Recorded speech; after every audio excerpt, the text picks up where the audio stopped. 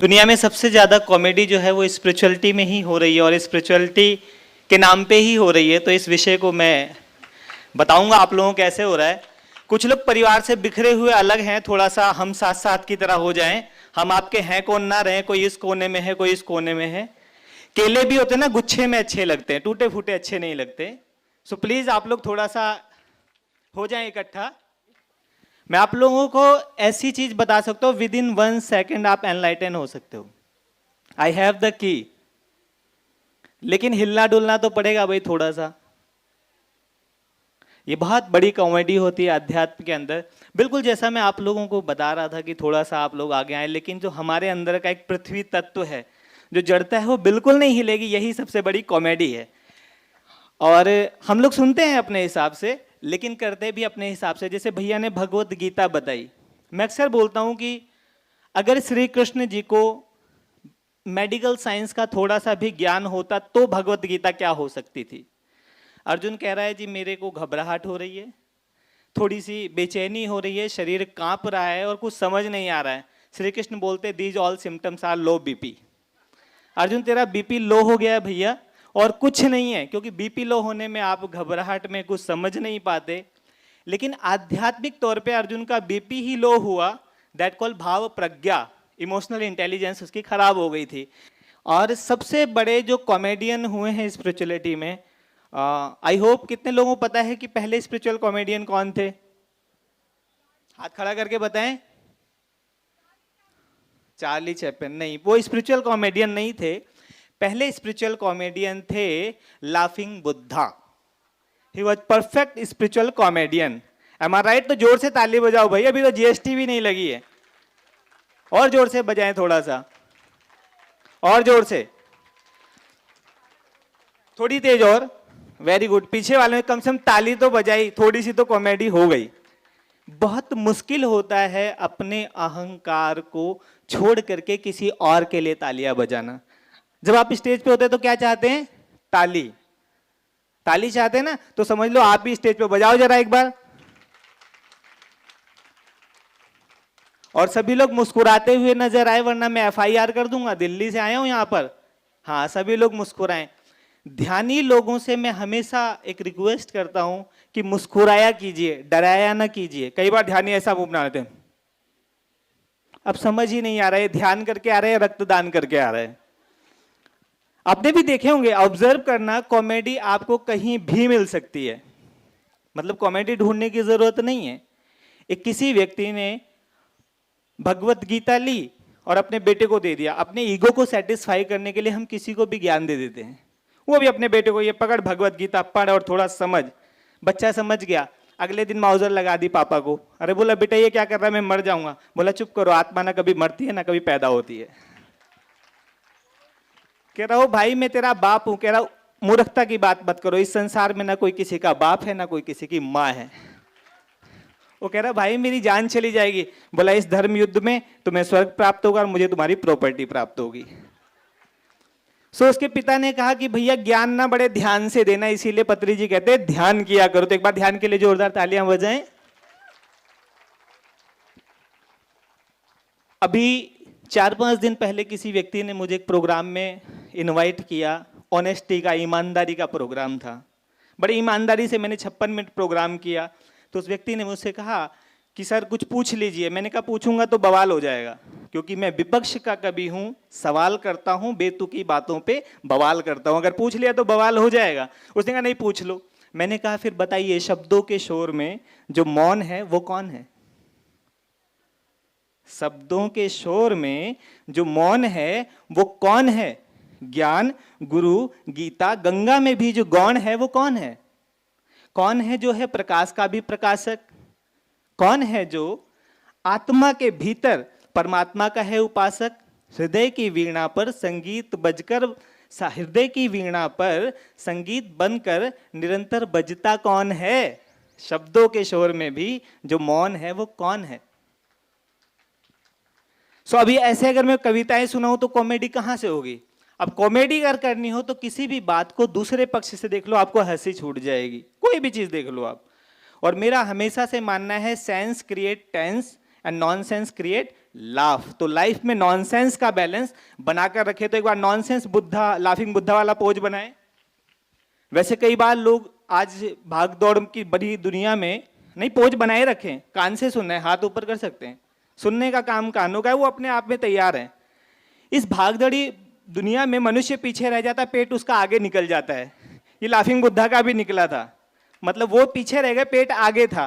वो जो बड़ा वाला पेट है ना, उसमें बड़ी सुख बहुत है। उसके लिए हम लोग कितना तप करते, पिज्जा बर्गर जाने क्या क्या डाल के उसको आगे निकालते हैं, लेकिन खुशी से भी पेट आगे निकलता है। तो सभी लोग हाथ ऐसे कीजिए, ऐसे कर लीजिए और एक बार हा हा करके ऊपर हंसना है और एकदम से मेडिटेट हो जाना है, लाइक ऐसे हा हा, और ध्यान में चले जाएं 1 मिनट में। हा हा एंड मेडिटेट, हा हा एंड मेडिटेट, हा हा एंड मेडिटेट। ऐसे ही ड्रामेबाज बनो। हमारे भगवान श्री कृष्ण परफेक्ट ड्रामेबाज थे। मैंने क्वांटम लाइफ यूनिवर्सिटी में एक प्रोग्राम दिया था, कलयुग के श्री कृष्ण। तो कृष्ण जी से हम सबको क्या ज्ञान लेना चाहिए?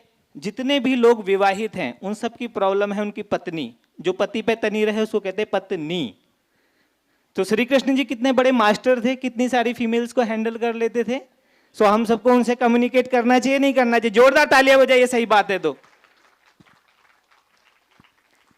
और मेरे पास, मैं बीइंग ए लाइफ कोच, मेरे पास लोग आते हैं तो मैं कहता हूं भाई पति होने की क्या समझ है तुम्हारे को? इंजीनियर बनने के लिए पढ़ाई करते हो, डॉक्टर बनने के लिए पढ़ाई करते हो, एक दिन किसी घोड़े पर गधे बनकर बैठ गए और अगले दिन डिग्री मिल गई पति। अब समझ ही नहीं आ रहा क्या करें। बिना पढ़ाई के अगर एग्जाम में जाओगे तो क्या होगा? इसीलिए मैंने बड़े ध्यान से एक पुस्तक लिखी है, अभी थोड़ा सा रह गया उसमें, make your self gentle husband and make your self wise wife. क्यों? क्योंकि हम सब जो ध्यान करते हैं, हमारा दायित्व है ध्यान रखना। रख के बताओ किसी का। जैसे मैं रख रहा हूं, कौन कहां किस कोने में छुपा सो रहा है, हिला हिला के जगाएंगे। जैसे ज्ञान और वैराग्य को नारद जी शास्त्र सुना सुना के जगा रहे थे ना भागवतम में, ऐसे हिला हिला के, ताली बजवा बजवा के जगाऊंगा। क्योंकि एक स्पीकर ट्रेनर और इंटरटेनर दोनों होता है। Trainer should be entertainer. Am I right? सही बात पे ताली बजा दिया करो ताकि मुझे पता चले, और जो सही नहीं लगे उसमें जोर से बजाओ ताकि पता चले ये वाली सही नहीं थी। और इसके 2 लाभ होंगे। पहला लाभ ये होगा कि बोलने वाले का अपना सार्थक हो जाएगा और सुनने वाले का भी पता चलेगा कि आप लोग सुन रहे हो। सभी लोग सुन रहे हो? जरा हाथ हिला के बता दे मुझे।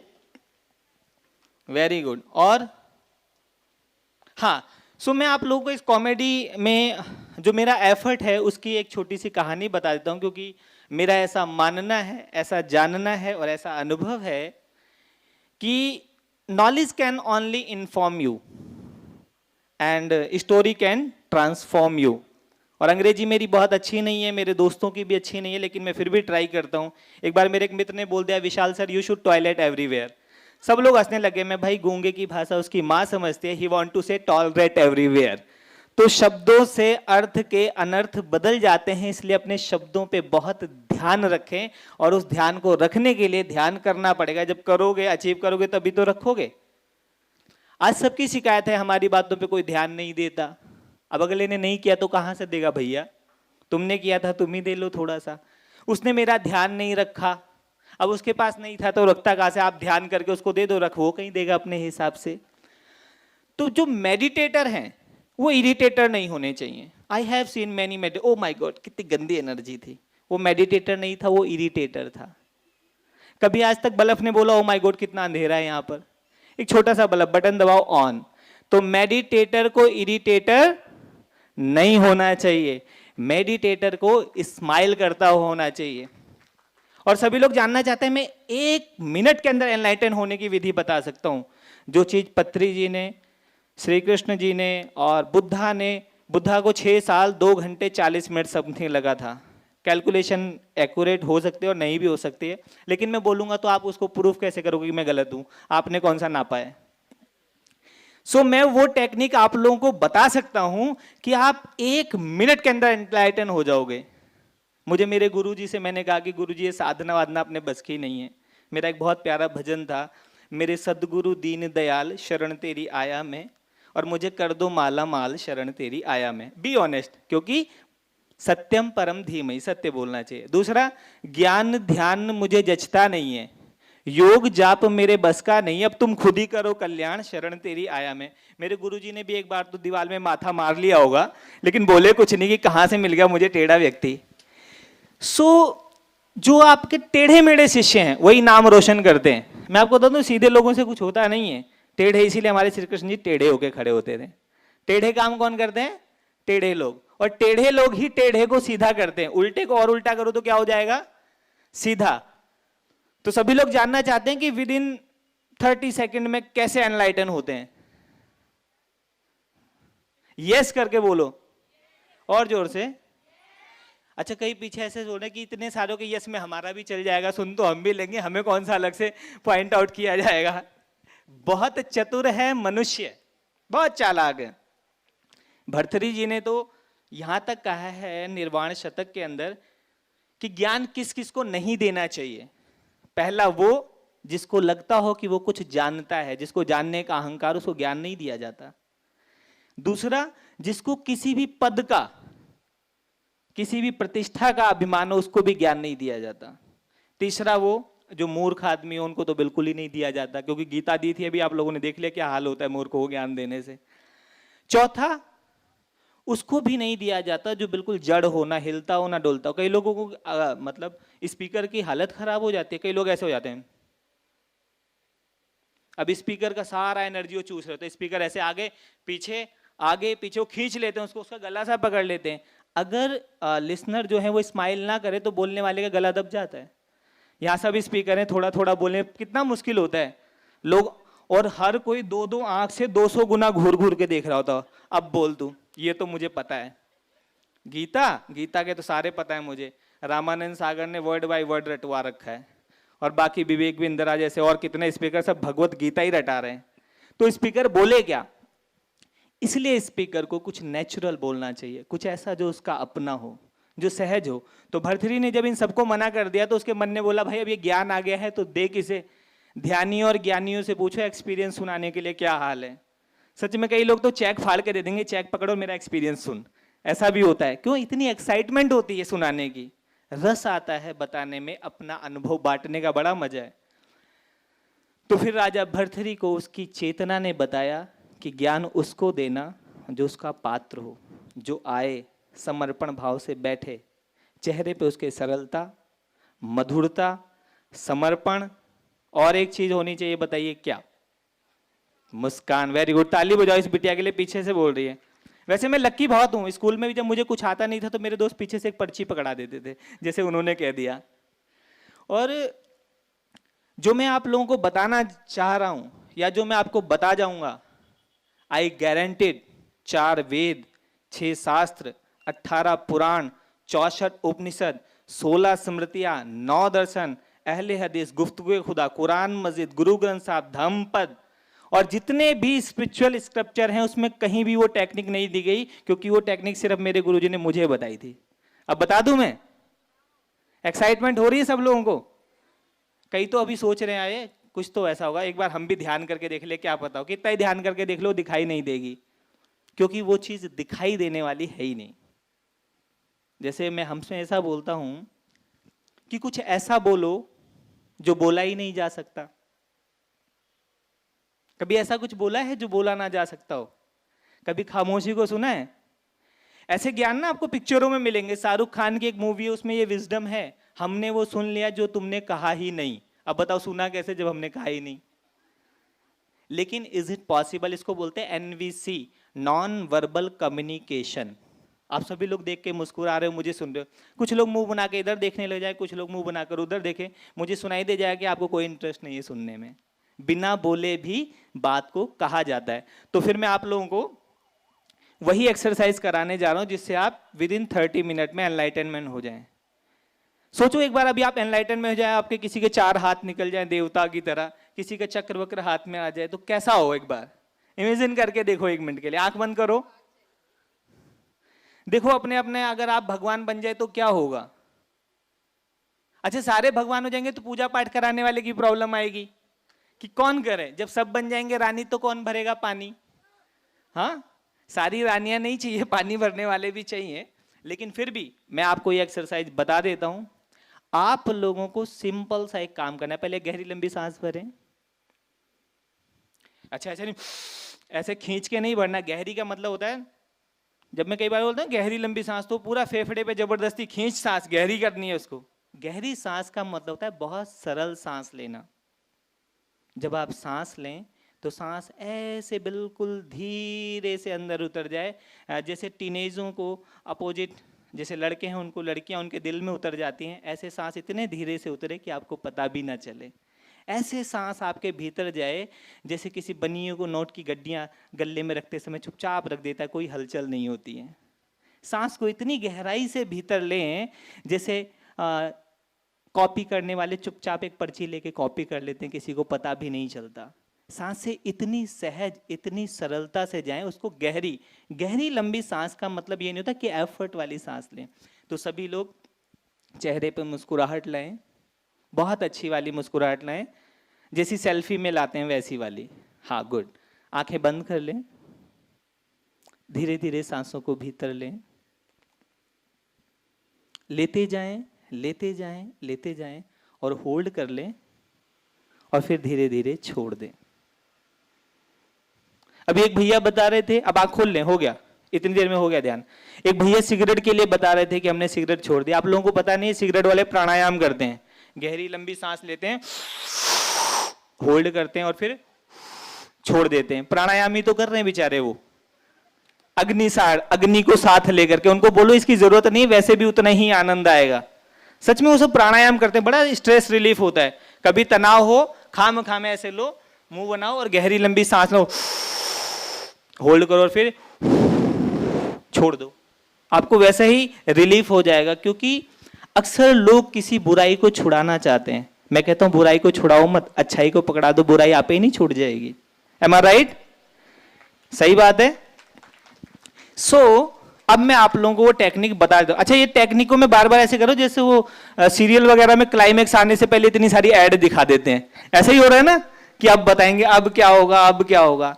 तो ये टेक्निक है, आपको मुस्कुराना है। मुस्कुराइए, और बड़ा मुस्कुराइए, और बड़ा मुस्कुराइए, और बड़ा। ये जो लिप है आपके कानों को टच कर जाए, बस इतनी सी बात। जैसे ही ये आपकी मुस्कुराहट कानों को टच करेगी, आप ऑन द स्पॉट एनलाइटन हो जाएंगे। कीजिए कीजिए कीजिए एक बार सारे लोग, बस इतनी सी बात है। मेरे गुरुजी ने मुझे बताया, मैंने कम से कम 15 दिन ट्राई किया। मैंने गुरुजी ये हो नहीं रहा। क्या बेटा, साधना करनी पड़ेगी। मैंने, आपने तो कहा था साधना, कह रहा वही तो मैं कह रहा हूं, साधना अपने आप हो जाएगी, तो रोज मुस्कुराया अगर। तो जब आप लोगों को एनलाइटन होना हो तो कुछ नहीं, मिरर के सामने खड़े हो जाओ, एक दूसरे, दो लोग एक दूसरे के मिरर बन जाओ प्लीज। एक दूसरे की तरफ देखिए, एक बंदा, अच्छा एक एक ही को देखेगा, ठीक है। आपको इनकी मुस्कुराहट देखनी, कान तक टच हुई कि नहीं हुई, और दूसरे को पहले वाले की देखनी है। देखिए एक बार, मेरे को नहीं देखें भाई, अपने मिरर को देखें। सब लोग मेरे को देख रहे हैं, गलत बात है। हाँ वेरी गुड। कितने लोगों की किसी की टच, कान तक टच करा दो, एक तो कम से कम एनलाइटन करा के जाऊं। मैं यहां से दिल्ली से एनलाइटन कराने आया हूं, बस कान तक जाने चाहिए। हाँ, एक बच्चे ने कोशिश करी लेकिन थोड़ा सा रहेगा, बेटा बस थोड़ी सी और मेहनत करो, कुछ ही दिन में एनलाइटन हो जाओगे तुम। मैं चाहता हूं कि हर घर में एक एनलाइटन मास्टर दे दूं, इसीलिए मैंने टेक्निक इन्वेंशन करी है। सो मजा आया सब लोगों को? अब मैं एक छोटी सी स्टोरी के बाद अपनी बात खत्म करूंगा, क्योंकि मेरा यह भी बिलीफ है, कम बोलो, धीरे बोलो और मीठा बोलो। कम बोलोगे लोग सुनेंगे, धीरे बोलोगे समझेंगे, और अगर मीठा बोलोगे तो लोग मान भी लेंगे। आई होप आप लोग मेरी बात मानोगे और रोज मुस्कुराओगे। सो एक बार क्या हुआ कि जंगल के अंदर, इलेक्शन का दौर है आजकल, सब जगह इलेक्शन चल रहा है, इलेक्शन से ही सिलेक्शन होते हैं लोगों के। सो जंगल के अंदर इलेक्शन हो गया, और सब लोगों ने, जो मेडिटेटर थे, जितने भी ध्यानी थे, उन सब लोगों ने नॉन वेजिटेरियन बंदर को दे दिया वोट। अब शेर वेजिटेरियन है, इगोइस्टिक है, और जो बंदर है वो नॉन वेजिटेरियन है, किसी को नहीं खाता है, साग पात ही खाता है। एंड बंदर फुल बहुमत से जीत गया। अब जीतने के बाद क्या हुआ, बंदर का अपना उधर सेरेमनी हो रही थी, वो शपथ वपथ ग्रहण कर रहा होगा जंगल की देखभाल करने की। जैसा कि हम सब ध्यानी लोग रोज इस पूरे वर्ल्ड को सुधारने की कस्में खा लेते हैं कि आज ही बदल देंगे पूरी दुनिया को, आज सब ठीक कर देंगे, जो भी कुछ गड़बड़ है शाम तक सब ठीक कर देंगे, क्योंकि हमने मेडिटेट करके ऐसी पॉजिटिव वेव्स दिए कि बिल्कुल पृथ्वी हिल गई। आज कोई मेरे से बता रहा था कि पृथ्वी हिल रही है, मैं हिल नहीं रही, वो नाच रही है भाई खुशी से, इतने सारे ध्यानी आ गए यहाँ पर इसलिए वो नाच रही है खुशी से, हिल नहीं रही है। तो ऐसे ऐसे एक्सपीरियंस होते रहते हैं लोगों को। सो बंदर राजा बन गया। अब उधर शेर भी फ्रस्ट्रेट था। अक्सर जिनका ध्यान नहीं लगता वो फ्रस्ट्रेट हो जाते हैं। जो ईगोस्टिक लोग होते हैं उनको ये भी लगता है कि आज 5 ही मिनट मेरा ध्यान हो, उसने 15 मिनट कर लिया। तो ईगो हमेशा कैलकुलेशन करता है, कंपेयर करता है। सो शेर ने भी क्या किया, एक बकरी का बच्चा पकड़ के गोदी में बिठा लिया। अब वो खा भी नहीं रहा और छोड़ भी नहीं रहा। उधर सारी जनता बंदर के पास गई कि महाराज वो शेर ने एक बकरी का बच्चा पकड़ लिया। बंदर ने कहा उसकी इतनी हिम्मत, हमारे राज्य में ध्यान महाकुंभ में बकरी का बच्चा पकड़ लिया, कहां है मुझे बताओ चल के। और बंदर कूद के आगे और सारी बकरियां पीछे, 500, 700, 1000, 10,000, 20,000, 50,000, हो सकता है लाखों बकरियां पीछे और बंदर अकेला आगे आगे। और बंदर ने देखा वो बैठा सामने शेर। लगभग 50 मीटर दूर से ही बंदर ने अपनी गति पकड़ी और एक छलांग मारी पेड़ के ऊपर, और फिर उस पेड़ से उस पेड़ पे, फिर उस पेड़ से उस पेड़ पे, फिर उस पेड़ से उस पेड़ पे, ऐसे लगभग 40 मिनट तक वो कूद फांद करता रहा। एक बकरी बोली महाराज बच्चा तो बचाओ। कह रहा चुप करो, बच्चा बचे ना बचे, हमारी भागदौड़ में कोई कमी हो तो बताओ। सो सेम हम लोग भी ऐसे ही बंदर, हमारा जो मन है ना बंदर की तरह इधर उधर उछल कूद करता रहता, हम सोच रहे ध्यान होती है और वो भी कहता है चुप करो, ध्यान लगे ना लगे, हमारे टाइमिंग में कोई कमी हो तो बताओ। बहुत से लोग मुझसे पूछते हैं कि जी ज्यादा लंबी देर तक ध्यान कैसे करें। मैंने भैया ध्यान लंबा और छोटा नहीं होता, ध्यान सिर्फ ध्यान होता है। ये लंबा छोटा जो है ना, ये साइज ध्यान में नहीं होता कि स्मॉल साइज का ध्यान है, ये मीडियम साइज का ध्यान है, ये लार्ज साइज का ध्यान है। ध्यान नहीं, ये फिर कपड़े लत्तों में साइज आया करते हैं। तो ध्यान जो है, जिस क्षण आप सहज सरल सौम्य होते हो उसी क्षण ध्यान हो जाता है। इस पे मैं 2 लाइनें आपको बोलूंगा, वैसे लिखी तो 200 है लेकिन बताऊंगा 2 ही क्योंकि समय पूरा हो रहा है। और आप लोग भी मेरे साथ दोहराएंगे, बोले रे मन मेरे श्वास पे ध्यान लगा। बोलिए रे मन मेरे श्वास पे ध्यान लगा। श्वास गुरु है, श्वास है ईश्वर, श्वास ना व्यर्थ गवा। रे मन मेरे श्वास पे ध्यान लगा। और अगर आप लोग जोर से ताली बजा दे तो अगली बार मैं गाना भी गा के सीख के आऊंगा। सॉरी, वैसे मैं गाना अच्छा नहीं गाता हूं लेकिन लिखता बहुत सुंदर हूं। अभी मैंने परसों ही किसी पेज पे लिखा था कि ढूंढ रहा हूं उन होठों को जो मेरे शब्दों को आवाज दे दे। ढूंढ रहा हूं उन होठों को जो मेरे शब्दों को आवाज दे दे। ढूंढ रहा हूं उन लोगों को जो मेरे कल के लिए अपना आज दे दे। ढूंढ रहा हूं उन लोगों को जो सुनहरे कल के लिए, मेरे सुनहरे कल के लिए अपना आज दे दे। और ढूंढ रहा हूं मैं उन्हें जो मेरे साथ ध्यान में बैठे, बिना बोले ही मेरी रूह को आवाज दे दे। ढूंढ रहा हूं मैं उन्हें जो मेरे शब्दों को आवाज दे दे। सो धन्यवाद। एक बार जोर से तालियां बजाएं सभी लोग और एक बार अपनी मुस्कुराहट को कान तक लगा लें। आई होप आप लोग एनलाइटन हो गए होंगे, लेकिन मेरी भागदौड़ में कोई कमी हो तो बताएं।